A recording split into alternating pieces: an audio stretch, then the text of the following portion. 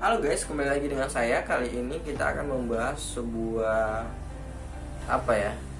Sebuah isu yang sangat menarik. Mungkin sampai hari ini masih panas guys, masih panas lah, bisa dibilang masih panas lah. Apa itu? Tentang isu tentang salah satu vokalis, bisa dibilang grup band ya, grup band Gambus yang Nisa Sabian ya, dengan Ayus Sabian.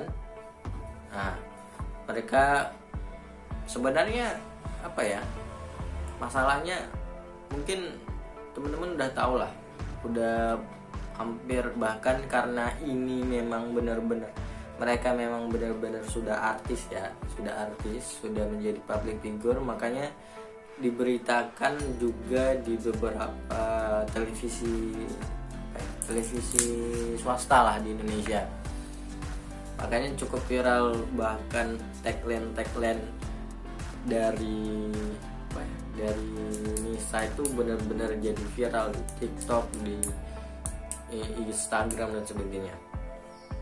Nah, mereka ini sebenarnya siapa sih? Nah, sebenarnya mereka ini ya grup band gitu. Jadi grup band religi atau gambus yang kerap kali menyanyikan atau menciptakan sebuah lagu-lagu religi. Nah, masalahnya apa? Masalahnya adalah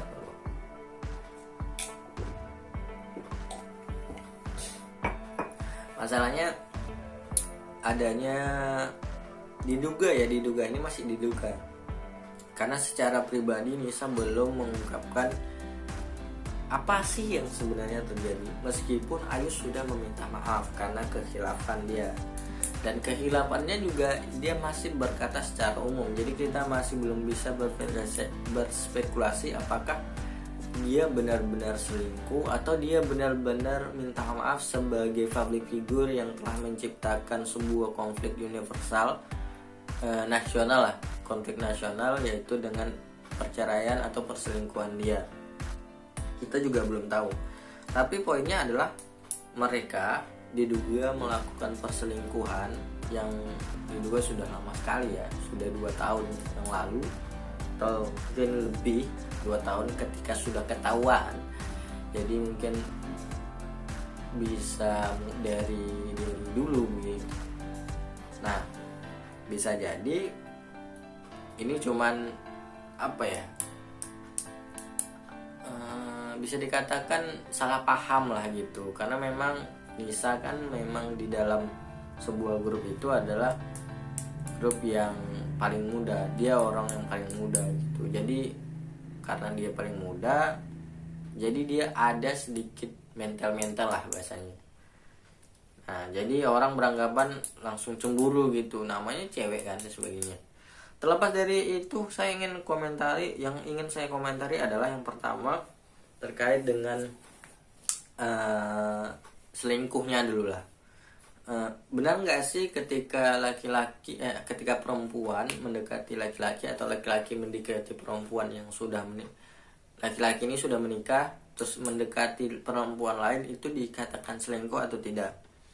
Nah, kalau konteksnya agama, setahu saya itu sebenarnya nggak selingkuh, karena memang kita ini apa ya, laki-laki itu dibolehkan untuk memiliki seorang istri itu 4. Jadi jatahnya 3 lagi. Ketika dia sudah memiliki 1 istri, maka dia boleh mencari 3 lagi. Namun yang menjadi persoalan adalah apakah caranya benar atau tidak. Nah, itu yang terpenting. Kalau caranya benar, berarti yang dihakimi atau yang disalahkan adalah caranya, bukan sifatnya untuk mencari wanita lain, atau bukan tindakannya ketika mendekati wanita lain.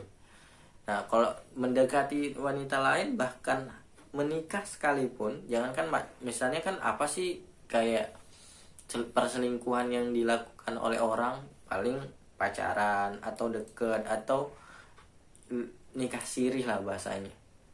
Nah, jangankan yang itu gitu, nikah langsung aja, maksudnya yang sah aja, yang tercatat itu bisa. Jadi pada dasarnya selingkuh itu bagi cowok tuh nggak ada, karena memang kita itu punya hak, bukan punya hak ya, kayak dibolehkan gitulah, dibolehkan saja, diperkenankan gitu. Kayak boleh nggak sih laki-laki jomblo terus cari pacar gitu? Boleh. Cari calon istri ya boleh gitu. Apakah caranya benar? Nah, yang dipermasalahkan adalah caranya. Sama kayak problem tentang pacaran, boleh nggak sih pacaran? Ya menurut saya pribadi ya, ini saya bukan ahli agama atau sebagainya, cuman ini kan murni kayak pemahaman saya aja gitu.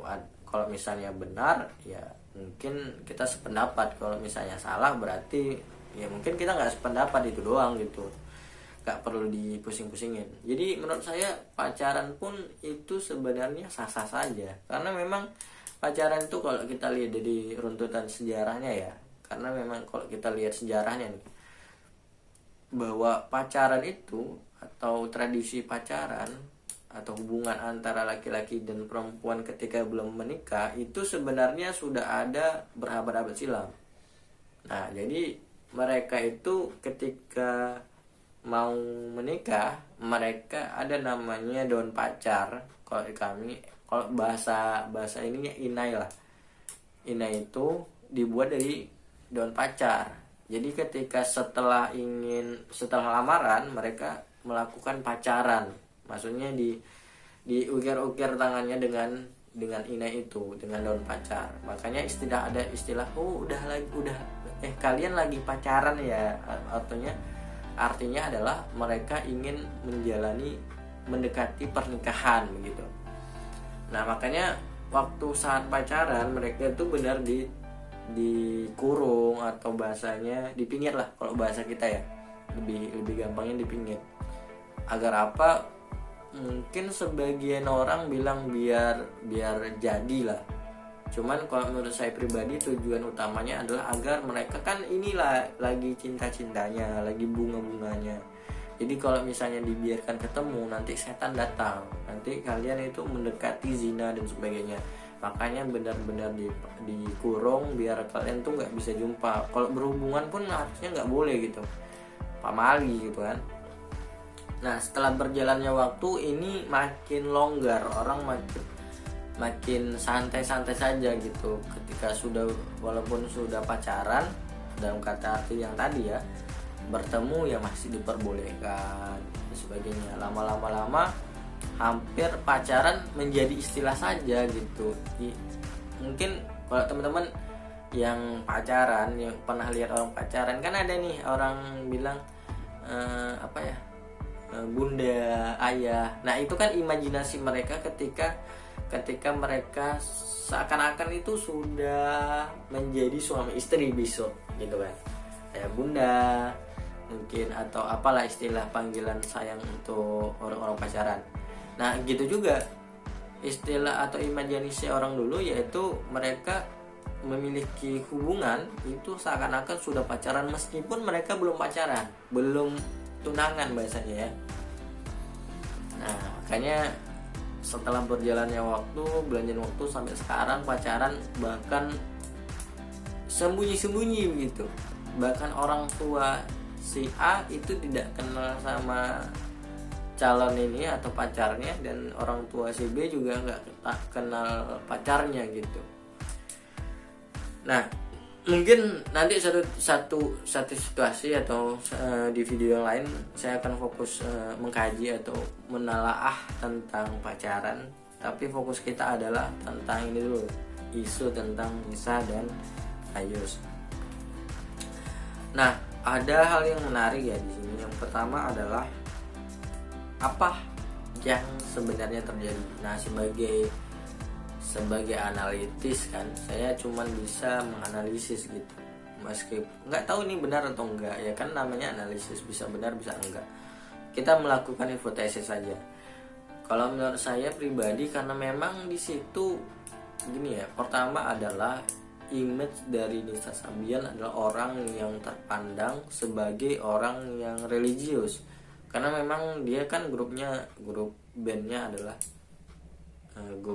band religi, sehingga sangat menyulitkan dia untuk melakukan tindakan-tindakan yang bisa dilakukan oleh orang-orang lain gitu loh. Misalnya orang lain, grup band lain bisa pacaran, ganti-ganti dan sebagainya. Mungkin dia karena dia perempuan berhijab dan dalam kata arti dia juga image-nya adalah perempuan Islami, maka dia menjaga itu untuk yaitu tadi kepopulerannya. Tapi di satu situasi dia juga adalah seorang remaja. Orang remaja yang bertahap ingin mengenal cinta, ingin mengenal kasih sayang dan sebagainya. Nah, kebetulan hal itu dia dapatkan dari Ayus. Makanya kalau teman-teman lihat beberapa cuplikan video yang lain, video-video mereka yang mungkin itu ya, kan bagaimana perlakuan Ayus terhadap Nisa, benar-benar lemah lembut, dengan kesabaran, kasih sayang, bahkan dia tidak pernah memunculkan apa ya, mimik marah begitu di depan Nisa. Nah, sebaliknya Nisa pernah menunjukkan mimik marah begitu. Karena memang ya Ayus kan udah beristri gitu. Jadi mungkin Nisa dalam kata arti cemburu dan sebagainya, jadi dia marah. Nah, jadi memang inilah bahayanya orang-orang yang belum mengerti apa ya bahasanya, fitrah lah, fitrah.